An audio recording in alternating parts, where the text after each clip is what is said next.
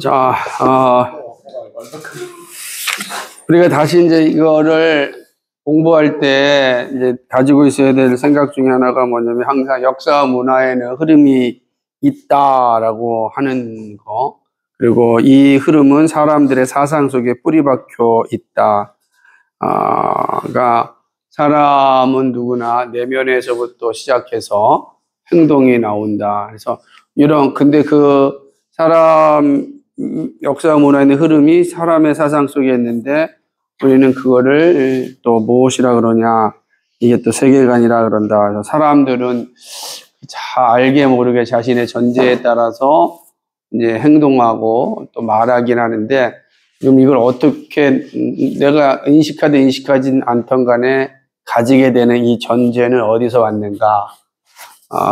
이런 것들을 이제 살피는 게 우리는 이제 지금 공부하고 있는 그런 내용이다라고 하는 거죠. 그래서 이런 내용들을 살펴보면서 우리가 고대 로마로부터 한번 생각해 보자라고 한 이유는 고대 로마가 서구 사회의 어떤 기반이 되고 뿌리가 되는 이 때문에 그렇다라고 하는 것을 이제 공부하였습니다. 특별히 이제 고대의 로마나 그리스의 사회의 어떤 기반이 인간이 만든 신들, 인간보다 조금 더 나은 신들의 모습으로 세워졌다.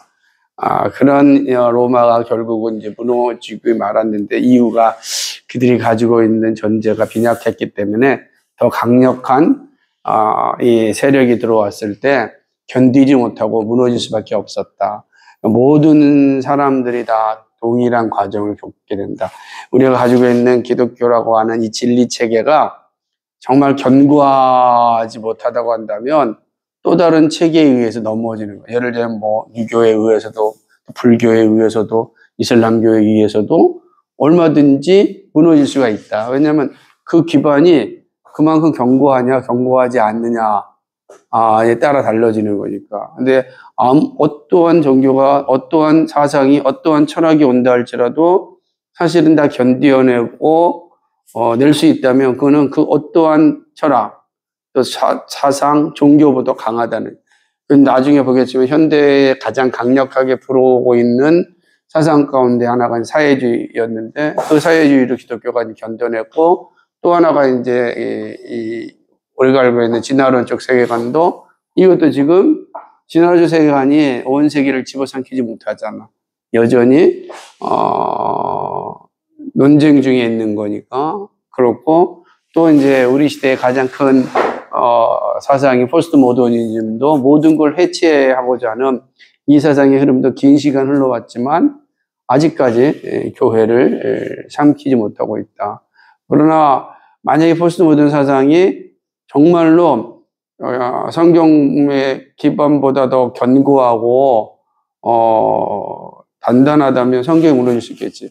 성경이 무너진다는 건 더 이상 이제 기독교가 존재할 수 없게 되는 상황이 온다는 거예요. 그러니까 우리가 이런 사회에 살고 있는 거예요. 누가 어떤 사람을 만난다 할지라도 결국은 그 사람과 그 사람과의 만남은 한 사람과 한 사람과의 만남으로 끝나는 것이 아니라 세계관과 세계관과의 만남이다. 이 사람이 가진 세계관, 내가 가진 세계관의 싸움이 되는 거지. 그래서 우리는 그런 측면에서 이 세계관을 잘 이해하는데 이거는 이제 역사와 문화 속에 다 심겨져 있는 것이다. 그래서 우리는 역사와 흐름 속에 심겨져 있는 이 세계관이 어떻게 내 안에서 작동하고 있는지를 이제 공부하는 시간. 그래서 로마라고 하는 사회도 견고할 것 같았는데 결국 무너졌다는 거죠. 견고할 것 같은 로마도 무너졌다. 그래서 우리가 로마의 무너짐이 단순히 외적인 이방인의 침입에 의해서 무너진 것이 아니라 이미 내적 기반이 빈약했기 때문에 무너진 거다. 이렇게 이제 공부했죠. 그러고 나서 이제 중세라고 하는 시대가 이제 시작되었고, 중세는 500년서부터 우리가 아는 1500년도까지 이루어지는 그러한 시대가 이제 중세 시대다. 중세를 이야기할 때 중세가 암흑의 시대라고 보면 안 되는 것 가운데 하나는 중세는 정치, 경제, 사회, 문화, 교육에 있어서 가장 발달된 그런 시대였다. 다만 영적인 측면에 있어서는 암흑의 시대가 맞았다. 그러니까 영적으로는 정말로 암흑의 시대가 맞았는데 그건 뭐냐면 하나님의 말씀이 왜곡되기 시작했기 때문에. 그러니까 성경이 왜곡되다 보니까 모든 것이 이제 비성경화되어지고 그러다 보면은 성경이 중심이 아니라 다른 것이 이제 중심이 되게 되는 거지. 그래서 그 다른 것이 뭐냐? 교권이라. 교회 권력이, 교회 결정이 성경을 앞서게 되는 상황이 오게 되는. 그러니까 성경이 말하는 것보다도 교회 결정이 더 강력하게 나타나게 되니까 이거는 심각한 위기의 상황이 처해지게 되는 거예요. 그러니까 이러한 상황들이 여전히 또 정치, 경제, 사회, 문화에 다 이렇게 나타나게 되는데 특별히 우리가 중세에서 12세기에서 13세기로 넘어가는 시점에 건축에 있어서 노마네스크 양식에서 이 뭡니까? 고딕 양식으로 바뀔 때에 교회 안에 이 마리아 숭배 사상이 나타납니다. 그러니까 고딕 양식은 교권이 곧 하늘이다라는 것을 드러내는 양식이거든. 그렇죠? 노마네스크 양식은 그러지 않는데, 이제 교권이 이제는 하늘이다라고 하는 것이 이 건축 양식에서 이제 나타나게 되는 거고, 또 이제 예술의 측면에서도 고대 로마는 매우 사실적인 그림을 그렸는데, 이제 중세에 넘어오면서 교권이 하늘이니까 사실적인 것보다도 상징화를 많이 그리게 된다. 그래서 후강, 맞아, 후강 같은 거 알죠? 여기 뒤에 막 큰 후강 그림, 그런 거 다 이제 중세의 어떤 그림들의 모습, 거룩함, 뭘 이제 나타나게 되는 것들이 이제 중세의 어떤 흐름이 되는 거고, 그런 어떤 교권이 강력하다 보니까, 교회의 지식도 집중돼야 되니까. 그래서 중세에 그렇게 많은 대학이 생겨났지만 그 대학의 그 교육생들은 다 성직자였다. 성직자들을 가르치기 위하고 배운 성직자들이 또 지배하는, 교회 지도자가 되고 또 사회를 지배하는 이런 이제 구조를 만들어가는 게 바로 이제 그 중세의 모습이었고, 더 문제는 그런 중세는 공인된 독재자인 교황을 허용한다. 교황이 일종의 이제 공인된 독재자로서 모든 것, 하나님의 대리자가 되어지는 거죠. 하나님의 대리자가 되어져서 일을 하게 됩니다. 그러니까 이런 영적인 측면에 있어서는 중세는 분명히 암흑의 시대를 걸었지만 정치나, 왜냐하면 공의라고 하는 민주주의 제도에 나타났고 경제라고 하는 것도 중세에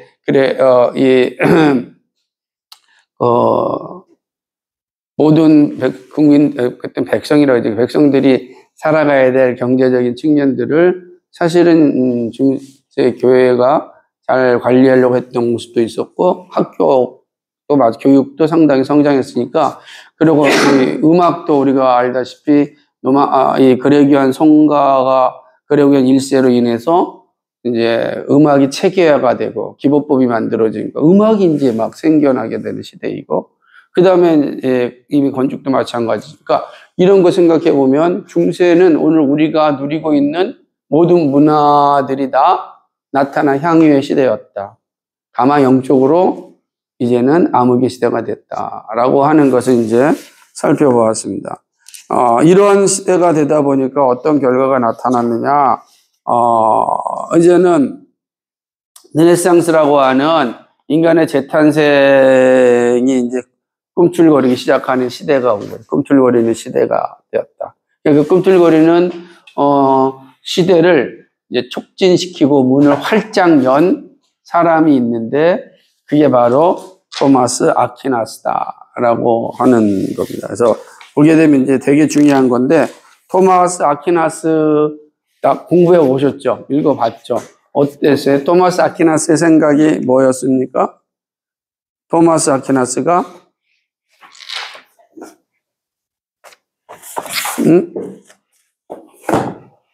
토마스 아퀴나스, 이 사람은 정말로 뭐더라, 중세 로마 캐톨릭의 모든 신학을 집대성한 사람이다 라고 하는 거예요.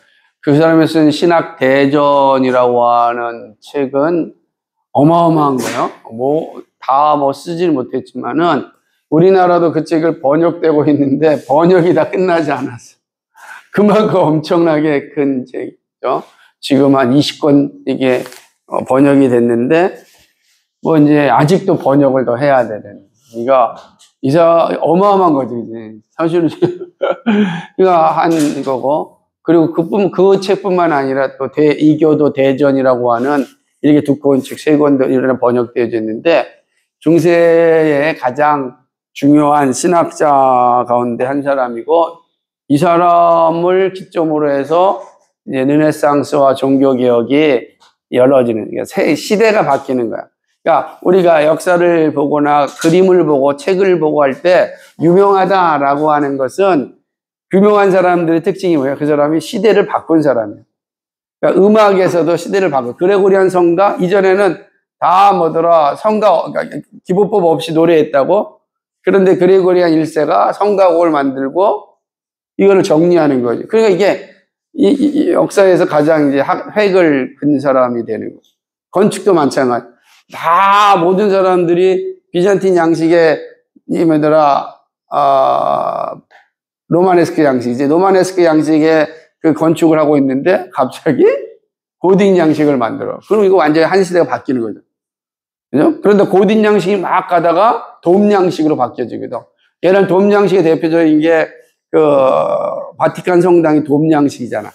그러니까 바티칸 성당이 돔 양식으로 바뀌는 거. 그러니까 이렇게 이제 양식이 바뀔 때 그 양식이 바뀐 걸 주도하는 사람이 이제 역사에 한 획을 긋는 것처럼 토마스 아퀴나스가 중세에서 종교개혁 시대를 만들어가는 획을 주는 이제 철학적 기반을 준 사람이다라고 하는 거. 그 왜 중요한지 보도록 하겠습니다.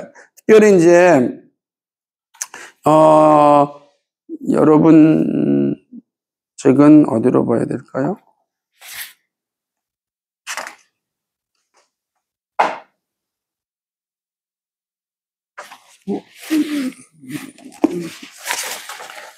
르네상스는 보통 14세기, 여기 있네.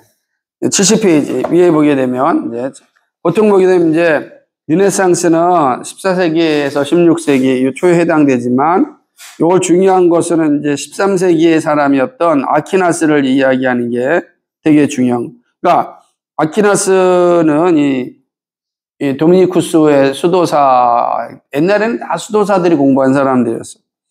이 사람이 이제 나폴리 대학과 파리 대학 공부했죠.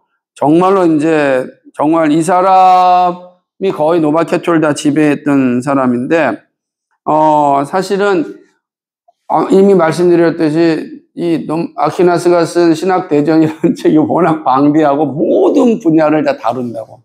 마치, 이렇게 될 수 있었던 거는 이 사람이 이제 아리스토텔레스를 철학을 받아들여서 자신의 신학을 세우게 되는데 아리스토텔레스 역시 마찬가지로 방대한 책을 이제 쓴다.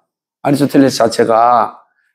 근데 아리스토텔레스의 생각 가운데 아퀴나스에게 다 영향을 줬지만 큰 영향을 준 책이 하나가 있는데 이제 니코마스 율리학이라고 하는 책이에요.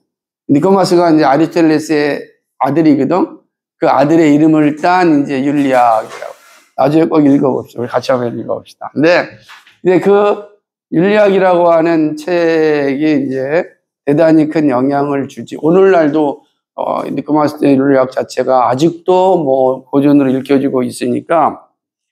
그렇다고 한다면 거기에 그 수많은 내용들이 있는데 특별히 중요한 건 뭐냐면 인간감, 인간에 대한 이해가 토마스 아퀴나스로 말미암아 바뀌게 되는 거야. 인간에 대한, 그러니까 예를 들면 이런 거야. 그러니까 로마 중세 이전에 1세기부터 5세기까지 인간은 매우 사실적인 사람들이었잖아. 인간이 매우 사실적인 사람이었어. 그런데 중세는 뭐냐, 인간이 매우 사실적인 사람이 아니라 상징적인 사회 속에 살고 그때부터는 이제는 하늘이 중요한 거야. 땅이 중요한 게 아니야. 하늘이 중요해서 자연을 그리는 게 아니라 하늘을 그리는 거야. 우리가 이렇게 자연을 그리는 그림을 본 게 얼마 안 되는 거야, 지금. 그러니까 이미 중세 1000년 동안은 자연을 그린 그림이 없어. 다 하늘을 그린 그림이지. 뭐 마리아라든지 천상이라든지 뭐 아니면은 성인들이라든지 이런 사람들의 그림만 다 그렸다고. 그런데 르네상스가 오면은 사람을 그리기 시작하거든. 사람. 그러니까 다시 옛날에 고대 로마에서 그렸던 그 사람을 그리게 되는데 그 사람을 그릴 수 있는 그 사상적 기반, 철학적 기반, 세계관적 기반을 제공한 사람이 누구냐? 바로 토마스 아퀴나스다라고. 그러면 토마스 아퀴나스가 가지고 있는 인간에 대한 이해를 가지는 게 중요하다. 토마스 아퀴나스는 도대체 어떤 인간관을 주었기에 시대를 바꾸는 일에 쓰임 받았을까라고 하는 건데, 그가 핵심적인 게 뭐냐면 아퀴나스는 이렇게 된 거야. 여러분 그 위에서부터 한 8째 줄 보면은 아퀴나스는 인간이 하나님께 대항하여 타락했다고 주장하지만, 자, 인간이 타락했어. 우리도 인간 타락했다고 배우지. 근데 그 다음에 중요한 게, 그 다음에 뭐냐면 그 타락과는 불완전하는데 뭐냐면 인간 전체가 아닌 부분에만 타락이 영향을 미쳤다. 그러니까 전체에 타락한 것이 아니라 우리는 전적 타락을 주장한단 말이에요. 근데 아퀴나스는 부분적 타락을 주장하는 거예요. 그러니까 인간이 전적으로 타락한 건 아니다. 예를 들면 어거스틴은 전적 타락을 주장했단 말이에요. 5세기에 기독교를 집대성한 어거스틴은 인간은 전적으로 타락한 존재다라고 했어. 왜냐하면 그때 당시에 이제 이 타락, 인간의 타락에 대해서 수없이 많은 이단들이 있었지만은 이 어거스틴이 이걸 다 정리했단 말이에요. 그럼 이제 인간이 전적 타락했잖아. 근데 여기 오해가 될 수 있는 부분이 있었지만은 어쨌든 인간이 전적 타락했다고 생각했는데, 타락했으면 인간이 뭘 할 수 있겠는가? 타락한 인간이. 네, 타락한 인간. 그러니까 우리는 다 천상만 그리고 천상만 생각해야 돼. 근데 아퀴나스는 어떻게 했냐면, 어떻게 이야기하냐면, 인간 전체가 아닌 부분에만 타락이 영향을 미친다. 그러니까 타락이 인간의 부분에만 미치고 타락이 미치지 않는 분야도 있다는 거야. 그걸 얘기해요. 그러니까 일부분은 타락이 영향을 미쳐서 소망이 없어. 그런데 또 일부분은 타락이 영향을 미치지 않아. 그럼 선한 것이야. 이거는 대단한 이제 일을 할 수가 있는 구조가 나타나는 건데, 그럼 어떤 부분이 영향을 미치지 않을까? 이렇게 된 거지. 되게 중요하지. 뭐냐면 그의 전에 의하면, 자, 이게 핵심이야. 의지는 타락하였지만, 내가 근데 의지는 타락하였지만 뭐다? 지성은 타락하지 않았다.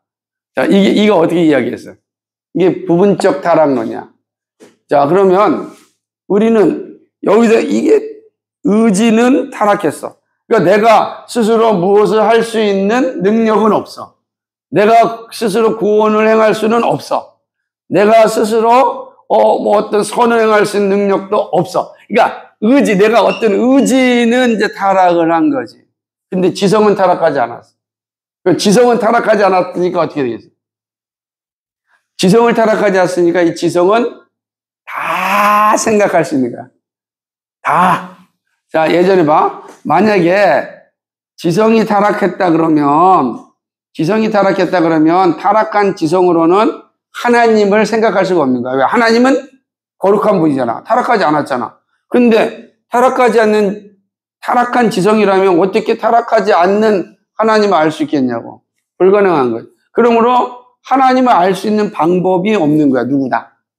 하나님을 알 수 있는 방법이 없고, 하나님이 알려주신 계시에 의해서만 하나님을 아는 거야. 하나님이 알려준 대로만 하나님을 아는 거야. 왜? 우리 타락했으니까. 근데 지성이 타락하지 않았다 그러면 어떻게 되는 거지? 지성이 타락하지 않았다면 그 지성은 뭐와 같은 거예요? 결국 하나님과 같은 지성을 소유하는 거죠. 하나님의 지성은 무한하지만 타락하지 않은 거고, 우리는 유한하지만 타락하지 않았다는 이 같은 개념이 되는 거예요. 그러니까 이제 생각할 수가 있는 거지.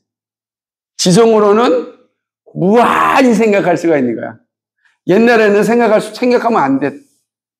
타락한 지성을 생각하는 것 자체가 문제가 생기는 거지.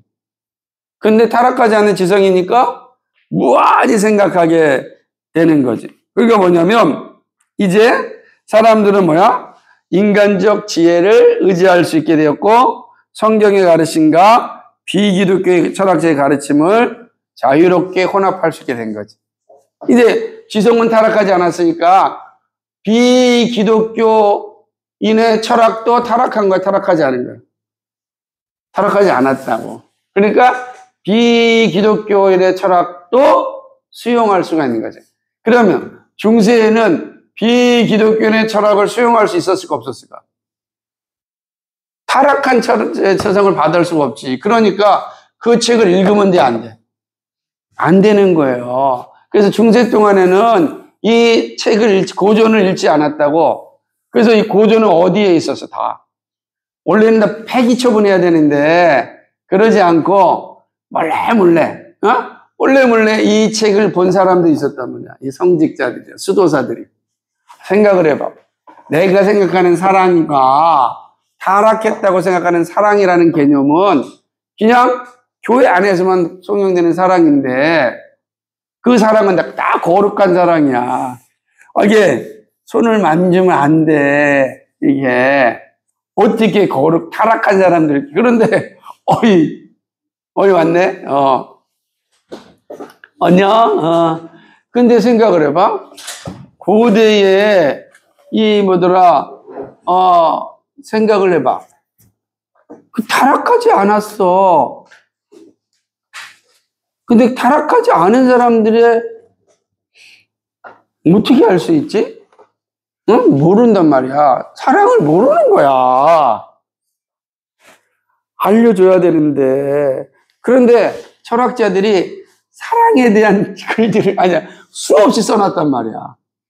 수없이. 근데 그는 못 읽어. 그리고 몰라. 그런데 수도사들이 도서관에다가 그런 책들을 다 모아가지고 다 갖다 놓은 거야.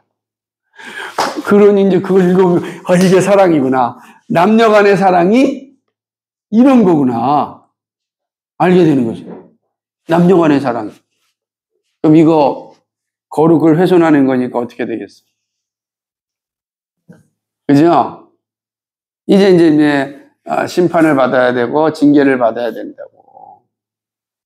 근데 재미는 수도사들이 이제 그거를 보는 거지. 그게 아까 얘기했던 움베르토 에코의 장미의 이름이라고 하는 그 수도원의 도서관에서 일어나는 그 살인 사건을 테마로 만든 거지. 거기서 금서를 읽으면 안 되는데 금서를 읽고, 그래서 그 드라마를 보게 되면 몰래 수도사들이 밖에 나가가지고서 여성을 보는 거야.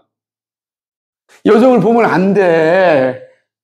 사랑을 하면 안 되는데, 수도사들 다 남자들끼리 있는데, 그 드라마 몰래 성을 빠져나가서 이렇게 사랑을 하고.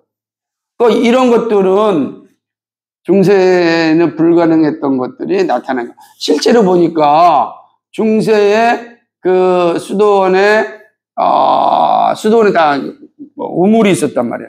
우물들 물을 떠고 나중에 보니까 그 우물 밑에서 태아들, 그러니까 낙태된 아이들의 시신들이 막 쌓여 있어. 그러니까 이게 인간이 그런 거야? 그러니까 겉으로는 거룩하게 했는데 실제로 수도사들이나 수녀들이나 혹은 다른 여성들 간에 이런 것들이 일어나고, 이런 걸 드러나면 거룩을 훼손되니까 다 빨리 죽이고. 그러니까 이렇게 되는 거야. 이게 이제 중세의 어떤 타락한 모습들이 나타나는 건데, 여기에 근거된 건 뭐냐면은 우리의 지성도 타락한 거야. 그러니까 사랑을 알고 생각하면 가질 수 없다라고 하는 거지. 그러니까 비기독교 철학에 들어올 수가 없는 거지. 절대로. 이게 중세였어. 계시가 항상 어떻게 됐지? 위에 있었다고. 여기 제 거야. 그러니까 이제 문제는 이런 것들을 정확히 잘 보여주는 그림이 하나 있는데, 여기 보면 이제 피렌체가 이 사람 이름입니다. 안드레 피렌체가. 플로렌스도 어디예요? 플로렌스가 프로방스, 플로렌스 같은 플로렌스야. 그죠? 플로렌스 지역이 프렌치 지역이지. 영어로 한 플로렌스니까. 산타 마리아 노벨라라라는 이 스페인 예배당의 이름 포르투갈인데, 자, 봐. 이 그림이지. 다른 그림이네. 아니야, 같은 그림일 거예요. 보면은, 토마스 아퀴나스는 이 프레스코의 중앙에 있는 보호자에 앉아있고, 그림 하단부에는 아리스토텔레스, 키케로, 프톨레미, 유클리드, 그리고 이러한 피타고라스 등이 있다.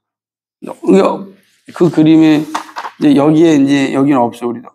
안타깝게는 없어. 그러니까, 있어요?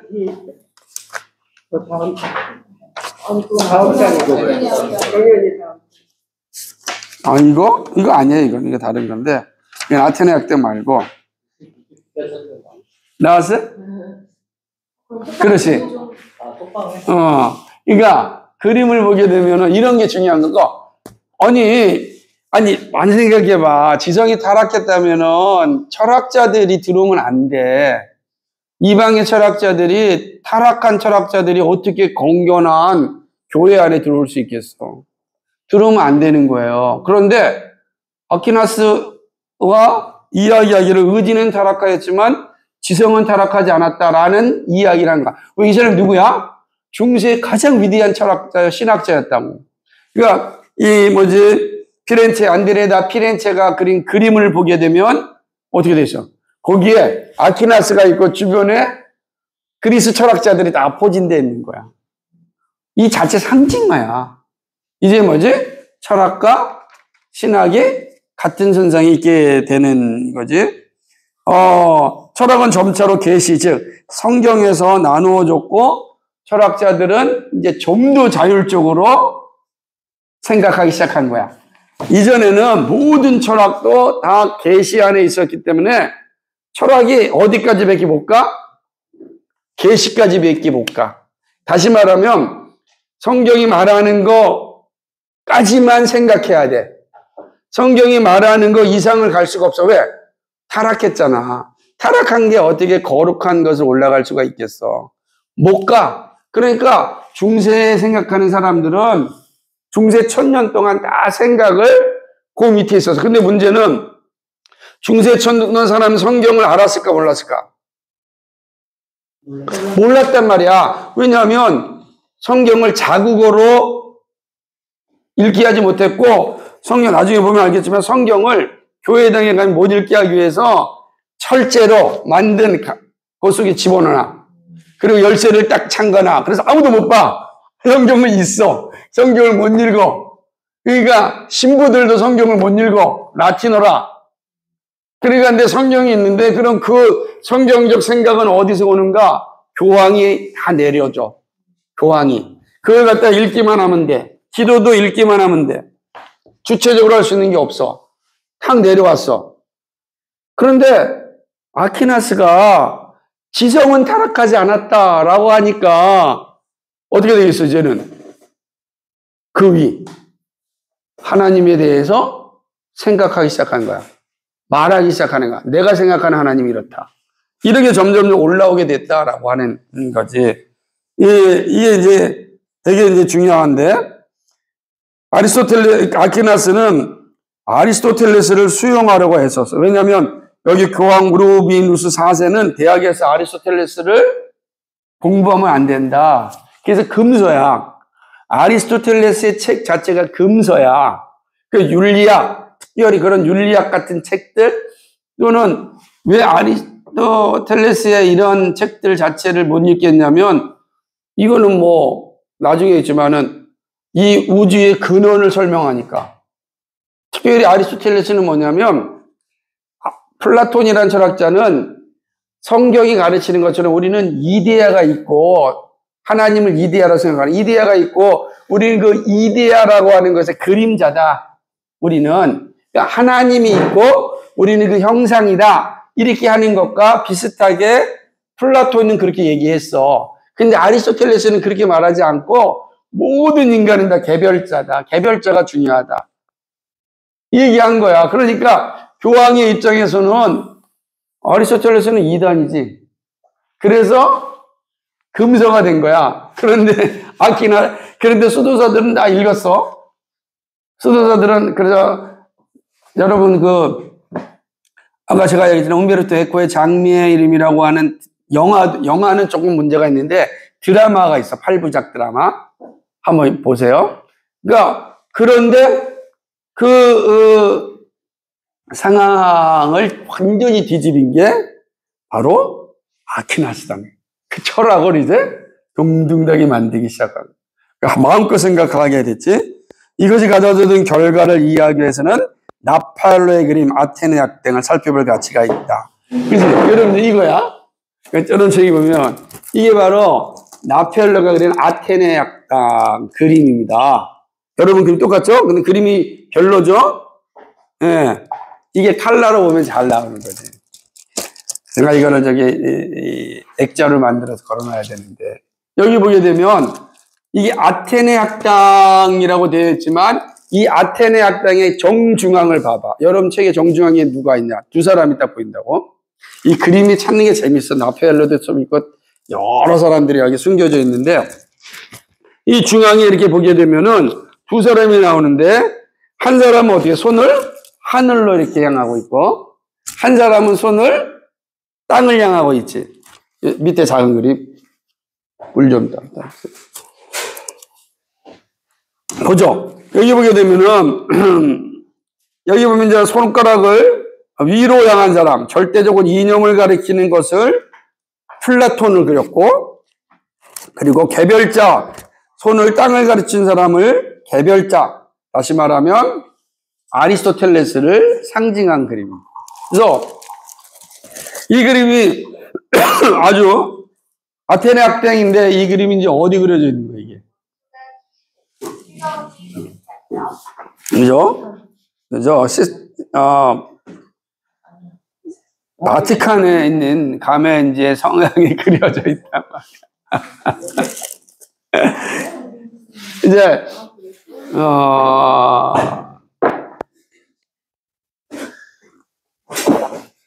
이 바티칸에 이런 프레스코가 그려져 있다니까. 바티칸 성당에 상상이 돼? 아니, 이전에는 불가능해 이런 그림이 그려지고 어떻게 성당에 철학자들이 그려지냐고. 그런데 성당에 이제 이 그림이 그려지게 되지. 그러면은 바티칸 성당에 이 그림이 그려질 때는 뭐가 바뀌었다는 거야? 사상이 바뀌었다는 거지. 그림이 바뀌었다는 거는 이제는 사상이 바뀌었다는 거야. 생각이 바뀐 거야. 그 성당 안에 철학자들이 들어오게 되는 거지. 성당 안에 철학자들이. 이거 아무것도 아니고 저 천년이 바뀌는 거야. 중세 천년의 기반이 바뀌는 거야. 싹 바뀌어버리고 마는 거지. 중세 천년 동안에는 오로지 모든 지배가 뭐였어? 성직자요? 성직자 중에서도 뭐야? 남자지. 왜?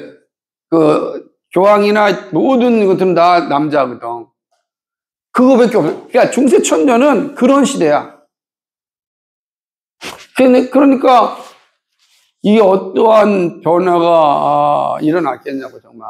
중세 천년 자체는 정말, 그래서 어떤 면에서는 이제 암흑의 시대라라고 표현할 때도 그런 거지. 철저하게 지배층인 성직자들의 사회였으니까. 그 모습이 되는 거지. 그런데 나팔로의 그림처럼 이제 플라톤과 아리스토텔레스가 그치 이제 등장하기 시작하는 거죠. 근데 아리스토텔레스의 영향을 받은 사람이 아퀴나스라 그랬잖아. 이 아퀴나스의 영향은 뭐냐? 토마스 아퀴나스는 개체적인 사물, 개별자들에 대한 이런 아리스토텔레스의 어떤 강조점을 자신의 신학과 철학에 도입을 해. 이게 말이 돼? 지성이 타락했을 때는 들어올 수가 없는데, 지성이 타락하지 않자 이방인인 아리스토텔레스의 철학을 집어와서 기독교 철학에 사용을 한다고.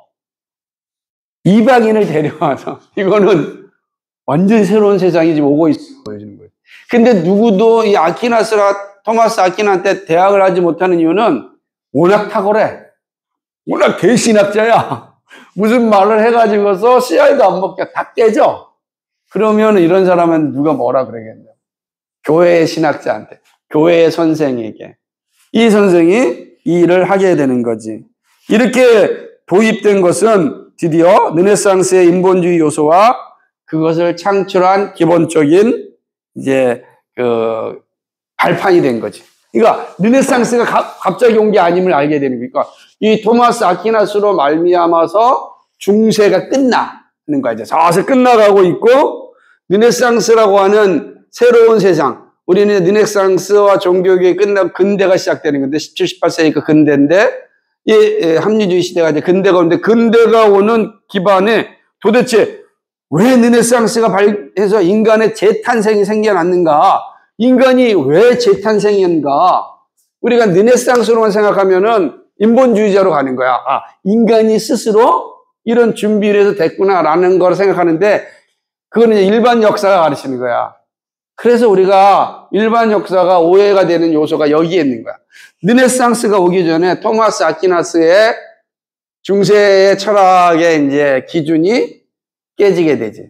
그게 나타나게 되는 겁니다. 그래서 이제 보게 되면 이거를 이제 유명하게 되는 게 뭐냐면 토마스 아퀴나스가 말하는 것처럼 자연과 은총의 문제로 이야기하는 거죠. 그래서 토마스 아퀴나스 신학대전의 가장 핵심적인 그 내용이 뭐냐면 자연과 은총. 그러니까 이 시대를 이제 이 토마스 아퀴나스가 자연과 은총으로 구분하기 시작한 거지. 자, 그런데 보세요. 구분해서 하나님의 나라 뭐 이런 것들은 은총의 세계에 두고 그다음에 개별자의 땅 이런 거는 이제 자연의 세계를 해서 구분을 해놨어. 이게 이원론의 시작이야. 구분을 이렇게 해놓는 게 되는 겁니다. 그러니까 이 세계는 통합된 세상이었는데 이거를 아퀴나스가 분리를 해.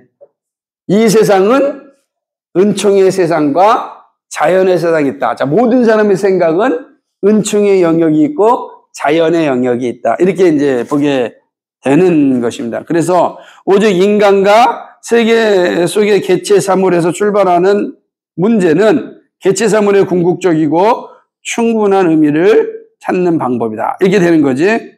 그러니까 이제부터는 인간에서 가장 중요한 것은 인간 자체야. 뭐냐면 인간 세계, 자연의 세계에서는 더 이상 은총의 세계에 갈수록 분리됐잖아. 세상이 분리됐으니까 우리는 개별자의 세상에서만 살아야 돼. 개별자의 세상에서 최고의 가치는 누구야? 인간이지. 그러니까 인간이 가장 가치가 있는가? 그러니까 개별자의 세상, 하나님이 없는 세상에는 인간이 왕이 되는 거야. 인간이 모든 가치의 중심이 돼서 인간적인 생각으로만 살게 되고 그게 한계야. 머물게 된다라고 하는 것이지. 그러니까 여러분 자연과 은총이라고 하는 페이지죠. 73페이지를 이제 보게 되면은 나타나게 되는데 그 밑에 보게 되면 이제 글이 도표가 하나 있지. 도표학을 하면 이제 자 한번 문제 이제 보겠습니다. 거기 보면 은총은 어떤 부분가 어떤 부분인지 한번 보겠습니다. 같이 읽어볼까요? 시작. 창조주 하나님, 하늘과 하늘에 속한 것들, 보이지 않는 것과 이것이 이 땅에 미치는 영향, 통일성 혹은 존재와 도덕의 의미를 주는 보편전화 절대. 자연 하층부 시작. 피조물, 땅과 땅에 속한 것들, 보이는 것과 인과적 우주에 보통 발생하는 것, 인간으로서 인간이 땅에 사는 일, 다양성 혹은 개체 사물, 개별자 혹은 사람의 개별적 행위들. 이런 것들. 이제 이 아퀴나스로부터 시작되어서 자연과 은총이라고 이제 이 세계를 분리하게 되고 은총의 영역들은 창조주 하나님 하늘에 속한 것들, 뭐 보이지 않는 것들, 또 통일성 뭐 이렇게 생각하는 거야. 보편자들. 그런데 이제 예를 들면 하층부는 자연의 세계는 어떤 거다? 땅에 속한 피조물들. 보이는 것들, 다 보이는 것, 인과적인 것들, 다양한 이것이 이 세계를 자연과 은총으로 우리 구분해서 봐야 된다. 이게 바로 플라톤은 어디를 향한 거야? 은총의 세계를 손을 올렸다면 아리스토텔레스는 개별자들, 자연의 세계에 손을 올렸는데 특별히 아퀴나스가 아리스토텔레스의 철학을 신학을 성경을 이해하고 신학을 만드는데 가져와 버리고 만 거지. 그러므로 이제 처음으로 아퀴나스로 인해서 자연과 은총과 자연이라고 하는 구분이 생겨나. 이걸 아까 얘기했지만 의지는 타락하였지만 지성은 타락하지 않았다. 부분적 타락론처럼 이 생각이 이제 우리 사회 속에 싹 들어온 거지. 모든 사람들 사회 속에 들어오게 된 거지. 한 사람, 그래서 아퀴나스가 중요하냐라고 할 때 이러한 영향을 줬기 때문에 그런 거죠. 자, 긴장점입니다. 그러니까 문제는 이제 내가 만약에 얘기하는 것처럼 한번 생각해 봅시다. 하나 한번 얘기해 봅시다. 여기 있는 과자를 제 자리입니다. 제 겁니다. 제 거예요, 이거. 제가 돈 주고 샀어요. 제가 먹습니다. 그런데 옆에 있는 경연이가 확 가져갑니다. 확 가져갈 때 이게 옳은 겁니까? 아니면 합당한 겁니까? 아무 문제가 없는 겁니까? 이게 가져가는 거예요. 이게 내 거예요. 근데 확 가져갔어요. 합당하지 않죠. 네? 합당하지 않아요. 뭐라고요? 합당하지 않아요. 왜 합당하지 않죠? 내 거는. 내 거를 이 사람이 가져가는 게 합당하지 않다고 하는 근거가 뭡니까? 소유?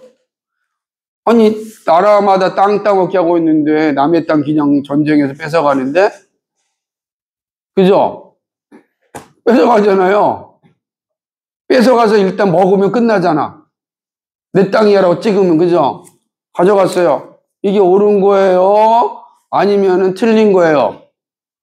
도덕적으로 합당한 거예요? 합당하지 않는 거예요? 여러분 합당하지 않죠? 이유가 뭐예요? 그 이유를 가지고 있어요. 이유가 왜 합당하지 않냐고. 시스템이 그렇게 정했으니까. 그럼 시스템이 그렇게 정하지 않으면 아무데나 뺏어가도 된다고 하는 시스템, 그 시스템 누가 정했냐고. 아주 옛날 예적부터 사람들이 집단지성. 안 그렇죠. 그게 르네상스 생각이지. 그 무슨 말이냐면 여러분 잘 생각해야 돼. 왜냐하면 지금 얘기한 것처럼 이것에 대해서 보편적 기준이 없어지게 되면 이게 가져간다고 해서 이게 죄가 되는 게 아니란 말이에요. 나는 내 기준은 이거야 라고 정하면 보편적 기준이 아니라 개별적 기준을 가지면 내 개별적으로 각자 기준을 가져버리면 이거 가져간다고 해서 내가 왜 가져갔어 그러면 그거 내 맘이야. 내 기준은 내 맘인데 네가 왜? 그럼 나는 뭐예요? 근데 보니까 경영이가 나보다 힘이 세.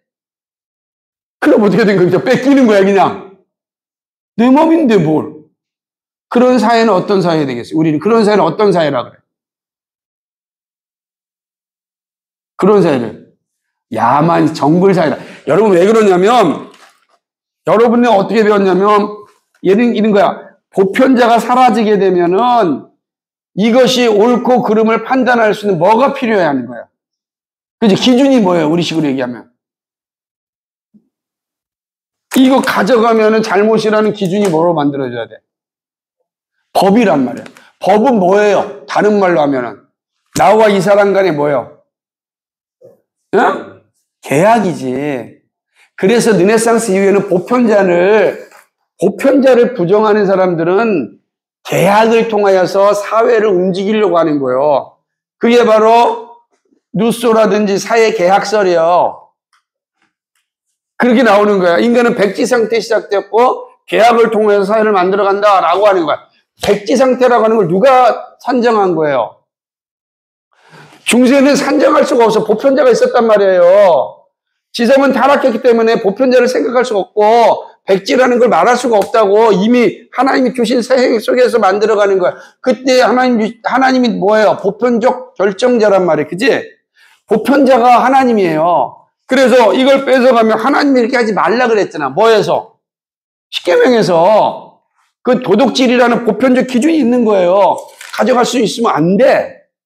그런데 이게 없다고 생각해 보세요. 사람들은 뭐냐면 보편자를 생각하지 않았어. 그러니까 개별자에서 이 문제를 해결해야 되는 거예요. 문제는 뭐냐면 개별자라고 하는 게 문제가 생기는 거지. 계약이라고 하는 게 어떻습니까? 상황에 따라 바뀌잖아. 계약이. 내가 전선을 맺는 계약이랑 다 계약이 다르잖아. 부동산 계약이 다 다르듯이 계약이 다른 거예요. 그럼 계약이 다를 때 나는 어디에 춤을 춰야 됩니까? 보편적 계약이 만드는, 그래 사람들이 헌법이라는 보편적 계약을 만드는 거야. 그래서 맨 마지막에 어디로 가는 거야? 우리나라도 지금도 문제가 생기면 어디로 가?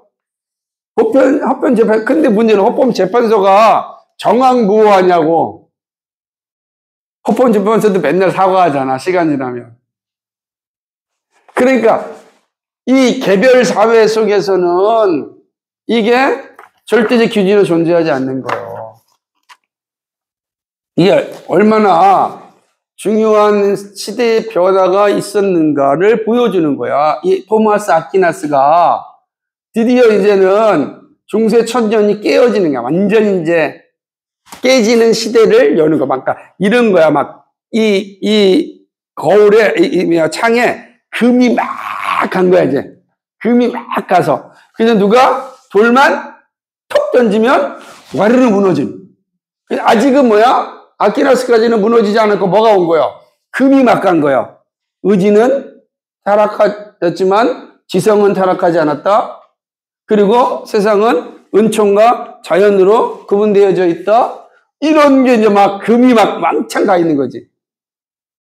그러나 아직은 깨지진 않았지. 이해되죠? 그래서 여러분이 우리 인간을 이해하고 세상을 이해하는 건 단세표적으로 보면 안 돼요. 역사라고 하는 인간의 온 역사 속에서 나를 보고 사회를 보아야지만 바르게 균형 잡힌 인간이 되는 거예요. 그죠? 안 그래? 우리 시대의 인간에 대한 이해는 어떻습니까? 우리 시대의 인간은 어떤 존재입니까? 우리 시대가 가지고 있는가? 그 인간은 도대체 어디서 왔을까? 어제 왔나? 1년 전에 왔나? 아니에요. 인류 시작부터 온 거예요.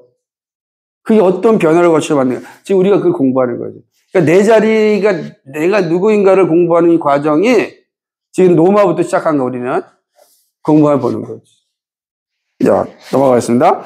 이제 중요한 건 뭐냐면 르네상스 인본주의는 오직 사람에서 출발함으로 그 책 밑에 존재와 도덕의 의미를 주는 보편자나 절대자에 도달할 수 있는 길을 발견하지 못했죠. 못하는 거. 인간이 시작했으니까 발견하지 못하게 되는 거지. 그러므로 그 다음 단락에 한번 읽으면 중요합니다. 아퀴나스, 거기 한번 읽어볼까요? 시작. 아퀴나스 시대 이전에는 보통의 일상적인 세계, 즉 세계와 세계에 대한 우리의 관계를 거의 강조하지 않았기 때문에 그의 교훈에는 긍정적인 면이 있었다. 자, 여기서 긍정적인 면을 찾아야 다. 그럼 아퀴나스가 다 부정적이냐 그러지 않고 긍정적인 면이에요. 긍정적인 면이 뭐예요? 여기 있는 것처럼 세계와 세계에 대한 우리의 관계. 다시 말하면 자, 남자와 여자의 관계, 사람과 자연의 관계, 사람과 동물의 관계. 우리가 꽃을 보고서 아름답다라고 하는 거를 중세에는 기록이 있을까 없을까? 자연은 타락한 거예요. 그러니 중세에 뭐 이런 걸 보고 없어요. 그러면 꽃을 보고 아름답다라는 거는 뭐라 그래? 그런 사람을 보면서 꽃을 보니까 뭐가 돼요? 내가 어저께 우리 현우한테 무슨 말을 하나 들었는데 멋진 표현이 뭐였죠? 응? 네. 근데 기억이 안 납니다. 그러니까 아주 멋진 표현들이 있다고요? 그럼 그런 표현들은 언제 생겨났을까? 우리가 지금 여름 생각하잖아요. 아름다운 말들을 볼 때 그런 말들이 중세에는 없었다니까요. 지금 얘기처럼 중세에는 우리 호진이가 음식을 하는데 음식을 하는 사람들은 중세는 어떤 사람이에요? 하층민이 음식에 대한 가치가 없어요. 음식은 어떤 세계니까? 이거는 저기 타락한 세계니까. 그럼 우리가 시를, 노래를, 이런 것들은 중세 싹은 쳤지만 정말로 화려하게 나타난 시대는 우리를 그러고 낭만주의 시대라 그러잖아요. 낭만파 음악 그러잖아요. 그게 낭만파 음악은 언제, 몇 세기예요? 낭만파가. 16세기? 무슨 소리예요? 17, 18세기 낭만파, 17, 18세기가. 맨델스존, 이런 음악가들. 여러분, 그런 것들이 종교개혁이 르네상스 이후에 생겨. 이전에는 불가능하잖아. 우리가 공부한 것처럼 불가능한 거야. 1000년 동안 이런 생각을 못 했다니까. 근데 마치 사람들이 르네상스 이런 생각을 가졌다고 하니까 문제라니까. 이거는 보편자를 부정하는 학자들의 생각이고, 우리가 보편자를 인정하는 우리로서는 역사를 다시 봐야 되지. 그리고 실제로 보니까 토마스 아퀴나스로부터 나타나는 긍정적인 모습이 있어. 비로소 자연을 자연으로 볼 수 있는 눈이 열린 거야. 이 말이 무슨 말이야? 자연을 자연으로 볼 수 있다는 이해가 돼요? 르네상스가 또 공부합니다. 이해가 되겠습니까? 예를 들면 우리 저쪽에 예지가 그린 그림 있잖아요. 저기 목욕탕. 그죠? 저 화풍이 무슨 화풍이에요? 무슨 화풍이에요, 저게? 이게 중세에는 저런 그림을 못 그려요. 어떻게 목욕탕을 그려요, 끔찍하게. 근데 목욕탕을 그리는 건 뭐죠? 비로소 인간을 이해하게 되는 거죠. 그리고 자기 눈에 들어온 데를 그렸잖아요. 그죠? 무슨 풍이에요, 무슨 풍? 자기 눈에 들어온 데를 그린 거를. 그걸 인상파라 그러는 거예요. 인상파의 거두가 우리 교회에 있는 거야, 지금. 여기 그림. 자, 여기는 뭐예요? 저 그림은? 저건 인상파야, 아니에요? 아니잖아요. 그냥 그대로 그렸잖아요. 그냥 나무 그대로. 저거는 인상파가 아니에요. 그림이 아니라고. 화풍이 달라지는 거야. 인상파 이전 그림이요, 저거는. 화풍이 달라지는 그림이에요. 그러니까 이런 것들이 바뀌는 것들이 시작점이 어디였느냐? 토마스 아퀴나스였다. 비로소 관계를, 자연을, 사람을, 사회를 긍정적으로 보는, 사실적으로 보는 그런 시대가 왔다라고 하는 거죠. 문제죠. 왜냐하면 그 목적이 뭐냐? 하나님이 세상을 만드셨고 하나님 우리에게 모든 걸 주셨기 때문입니다.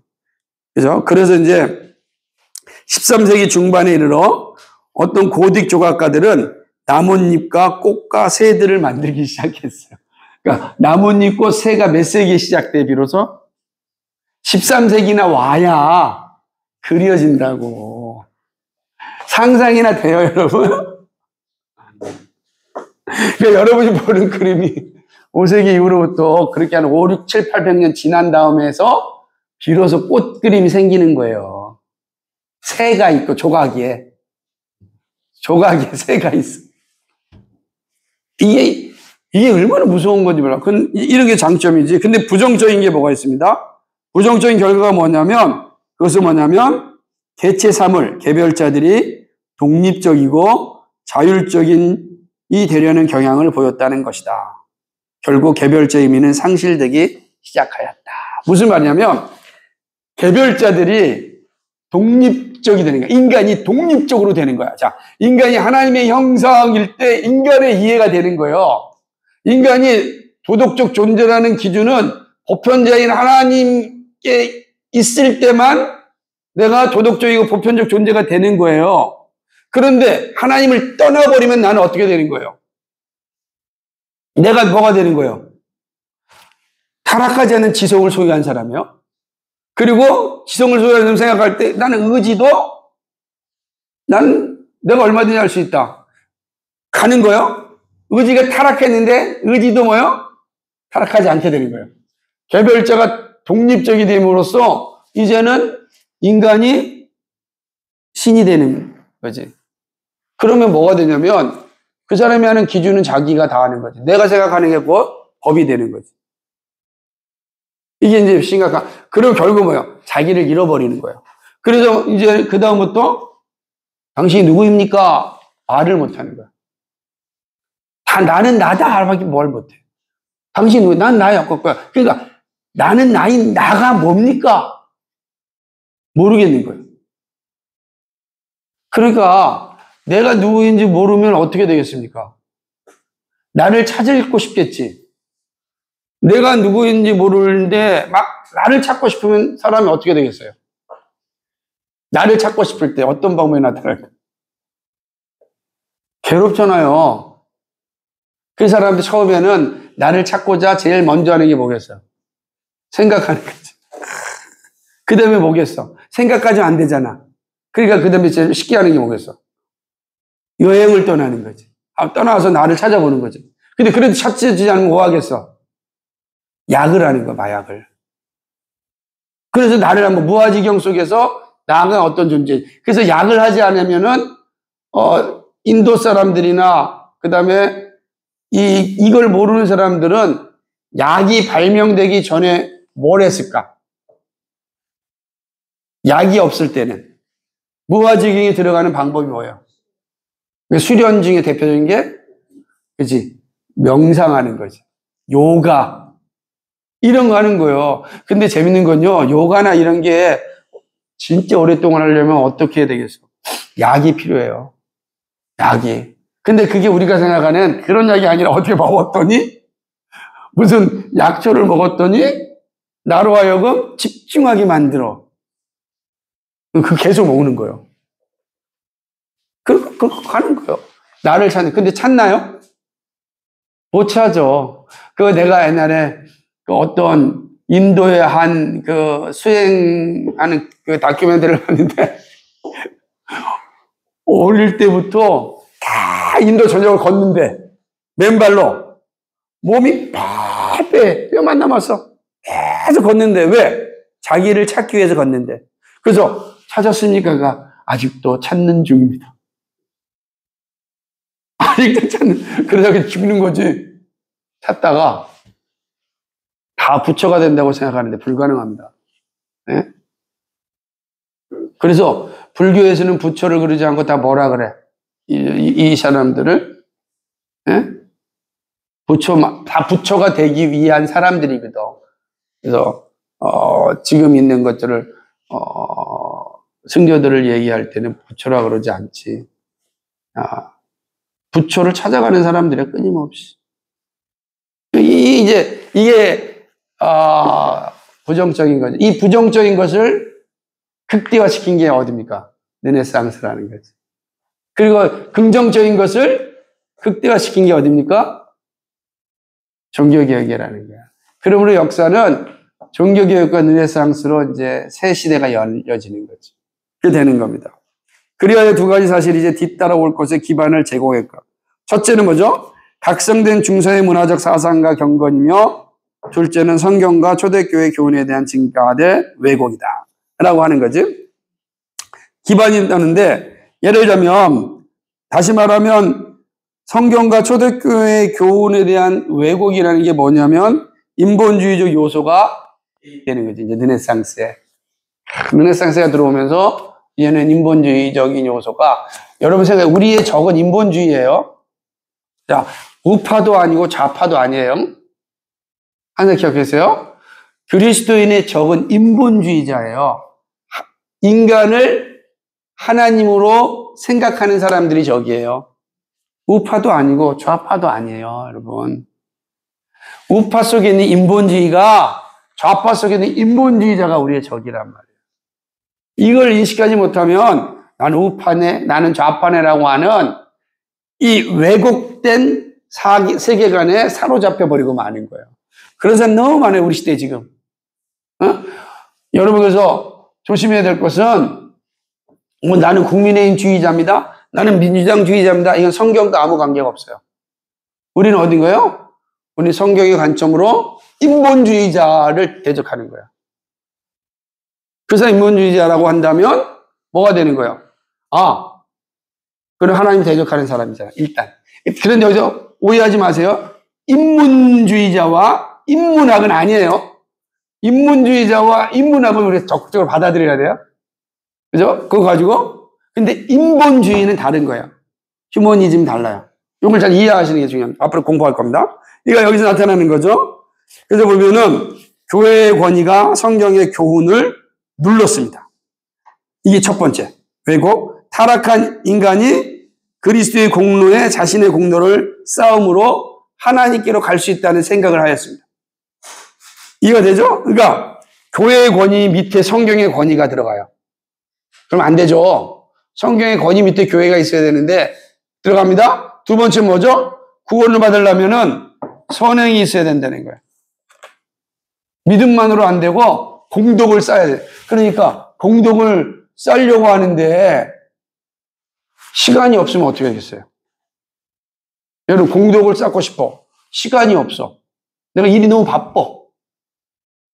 그러면 그래도 공덕을 쌓아야 돼. 이 공덕을 어떻게 쌓죠, 그러면?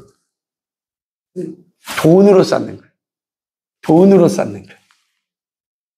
그게 웃긴. 그게 이제 나중에 이 돈으로 쌓는 공덕이 극대화된 게 뭐예요? 면죄부가 되는 거예요. 죄 사함도 돈으로 다 하는 거지. 처음엔 돈이 없는 사람은 어떻게 하겠어? 고행을 해야 돼. 고행. 그래서 만약에 교회를 안 나왔다. 그러면 주기도문 10번 해오세요. 교회를 2번 안 나왔다. 주기도문 200번 해오세요. 왜 죄사함 갖는 거예요? 되게 그렇지. 이렇게 돼. 근데 그것도 내가 큰 죄를 져버렸어. 교회를 두들 나오는 게 아니라 교회에서 안 나왔는데 밖에서 싸웠어. 싸워가지고서 경찰서 들어갔어. 엄청 큰 죄잖아. 이거 어떻게 감당하겠어? 원래는 그 다음에 죄는 뭐였냐면 이제는 주기도문 1000번 뭐 이렇게 몇 번을 줘야 되는데 이것도 안 돼. 그래서 면죄부가 만들기 전에는 어떻게 했냐면 살인이나 뭐 이런 죄를 져주면 예루살렘 가서 골고다 언덕을 무릎으로 올라가면 죄가 사함받는다. 근데 예루살렘까지 갈 돈이 없잖아. 그러잖아요. 그래서 나중에 돈을 내는 거야. 이게 이제 왜곡이 되는 거야. 왜? 이성적으로 생각하기 시작하니까. 이성적으로 생각하기 시작하니까 성경을 올라가기 시작을 하는 거죠. 그리고 점점점 이 기독교와 고대 철학의 혼합이 나타나기 시작하는 거죠. 이제 사람들은 자신이 자율적이고 사물의 중심이라고 생각하게 되죠. 이제는 내가 모든 삶의 중심이다. 내가 하기 싫으면 하기 싫은 거야. 하나님이 존재해서 내가 존재하는 거야. 내가 존재해서 하나님이 존재하는 거야. 바뀌어요. 내가 하나님 믿으니까 하나님 믿는 거야. 내가 믿지 않으면 하나님 없어. 이게 이제 이 교환이 일어나기 시작하는 거죠. 무서운 거예요, 이게. 사람이 이제 뭐가 되냐면 사물의 중심이 되는 거예요. 그러면 근데 이제 이게 오해하는 게 뭐냐면 자, 제가 죽는다고 해서 대한민국이 사라집니까? 여기 존재한다는 말이야. 근데 사람들은 내가 사라지면 대한민국이 사라진다고 생각하는 거지. 그렇잖아. 내가 있을 때 대한민국이지. 없는 대한민국 무슨 의미가 있겠어? 이걸 어디까지 올린 거야? 신앙의 영역, 하나님까지. 내가 있으니까 하나님이지. 근데 그 사람 죽었다고 해서 하나님이 사라지나요?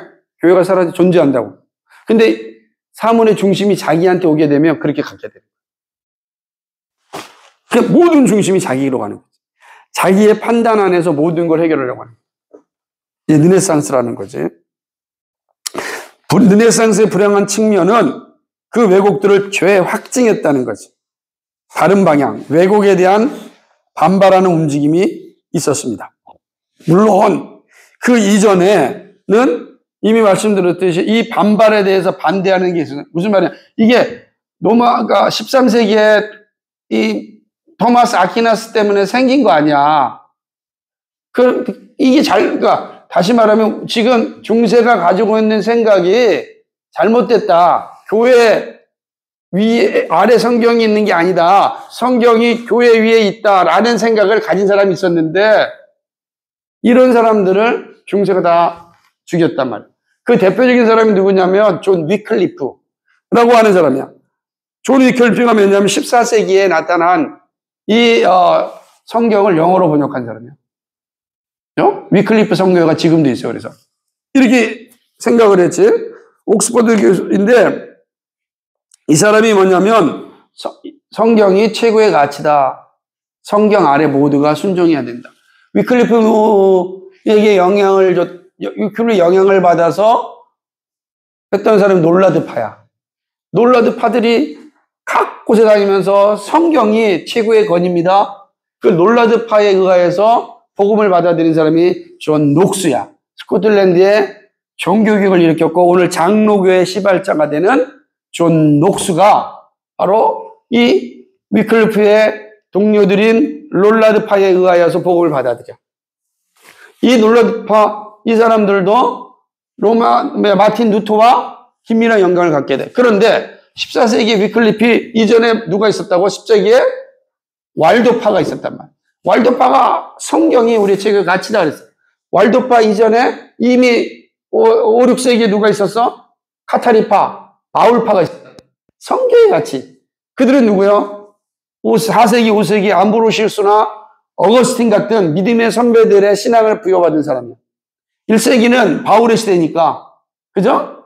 바울의 시대니까 2세기는 교부들의 시대고 3세기, 4세기가 암브로시우스, 그 다음에 어거스틴 시대였다고. 그런데 5세기부터 교회가 왜곡되기 시작해가지고 1000년 동안 왜곡됐는데 왜곡된 이 중세를 향해서 끊임없이 개혁을 외쳤던 사람이 누구냐? 선배들이야. 카타리파, 바울파. 그 사람들은 로마 캐톨릭에 의해서 이단으로 정죄돼서 이탈리아에 가게 되면 옹페르몬 계곡인가? 이름이 정확히 다 죽임을 당합니다. 알프스 산맥 산 위에서 다 떨어뜨려 버려요. 그래가지고 그냥 그 안에 순교를 당해. 그런 사람들이 산 속에 들어가서 믿음을 지켜, 끝까지 지켜. 그 국가원에 하는 왈도라고 하는 사람이 나와가지고 다시 가르쳐. 또 죽어. 그 다음에 위클리프가 나와. 또 죽어. 알도파가 나와. 다 죽어.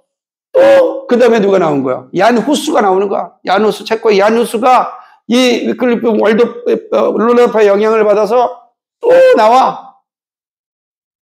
그리고 마침내 루터가 나오는 거야. 그러니까 그냥 나오는 게 아니라. 그러니까 중세에 이런 게 끊임없는 믿음의 선배들의 성경을 강조하는 것이 있었지만, 그러나, 점점점 시대는 르네상스를 향하여 가고 있게 되었다. 점점점 르네상스를 향해서 이제 가고 있게 되는 거지. 그래서 이제 르네상스 시대가 오게 되면 가장 문제가 되는 게 뭐냐면 자연과 은총의 분리가 완전히 일어나게 되는 거예요. 완전히 이제는 올라가지 않고. 그래서 그 다음에는 여러분 혹시 들어도 루소 같은 사람은 자연과 자유라고 분리를 해. 다 분리하는 거야. 나중에는 칸트 같은 사람도 사회를 분리해. 다 분리해. 이원론적 세계관을 갖게 하는 거지. 그래서 우리는 이 세계관이 무서운 것 중에 하나가 뭐냐면 이런 것들이 우리 안에 싹 스며들면 이렇게 되는 거야. 내가 주일날 하나님께 거룩하게 예배드리는 건 소중한 거야. 그러니까 아주 거룩해야 돼. 그런데 월요일 날은 세상에 나가서 개차반으로 살아도 그 일반 자연 세상이니까 이런 생각해야 되는 오류로도 갈 수가 있는 거야. 그러면 안 되죠? 그래서 오늘 우리가 토마스 아퀴나스를 이해하는데 왜 여러분이 알고 있는 르네상스와 종교개혁 이전에 어떠한 일이 있었기 때문에 르네상스가 일어났는가? 그 시작의 흐름 속에 토마스 아퀴나스가 있었고 그 아퀴나스의 가장 핵심적인 것은 인간관에 있는데 의지는 타락했으나 지성은 타락하지 않았던 부분적 타락관이 결국은 사회 속에 나타났고 그 부분적 타락관은 세계를 이해하는 생각을 바꿔놨는데 이 세상을 은총과 자연으로 분리하기 시작했다. 문제는 긍정적인 측면도 있지만 부정적인 측면이 있다.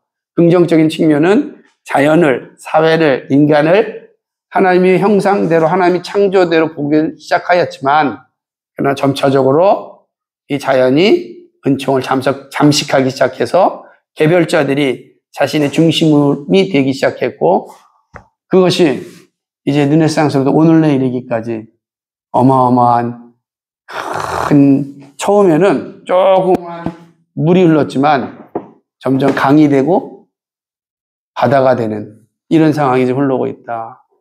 네, 오늘 이제 여기까지 보고 앞으로 갈 길이 멀지만 여기까지 가겠습니다. 혹시 질문 있으면 질문하시기 바랍니다.